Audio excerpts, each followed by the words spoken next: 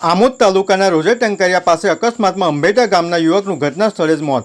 Amod police સૂત્રોના જણાવ્યા અનુસાર વાગરા તાલુકાના અંબેટા ગામના 42 વર્ષીય વિજય લક્ષ્મણ પરમાર ગેસનું કેવાયસી કરાવવા માટે આમોદ તરફ આવી રહ્યા હતા ત્યારે સવારે 9 કલાકે રોજે ટંકારિયા ગામ પાસે વળાંક ઉપર એક કન્ટેનર ટ્રક ચાલક નામે જાહુલ હુસૈન જુબેર રહે હરિયાણા નામના ચાલકે પોતાના કબજામાંની ટ્રક પૂર ઝડપી અને ગફલતભરી રીતે હંકારી અંબેટા ગામના બાઇક ચાલક વિજય લક્ષ્મણ પરમારને અડફેટે લેતા ગંભીર અકસ્માત સર્જાયો હતો, જેમાં યુવકને ગંભીર ઇજાઓ પહોંચતા તેનું ઘટના સ્થળે જ કરુણ મોત થયું હતું।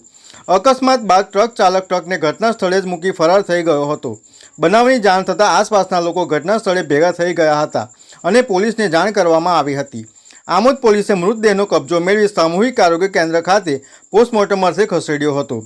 અત્રે ઉલ્લેખનીય છે કે મૃતક યુવક દેશની ખાનગી કંપનીમાં કરાર આધારિત નોકરી કરતો હતો, જેના પરિવારમાં પત્ની તેમજ એક 15 વર્ષ અને એક 13 વર્ષની 2 બાળકીઓ છે, જેથી અંબેટા ગામમાં શોકનો માહોલ છવાયો હતો।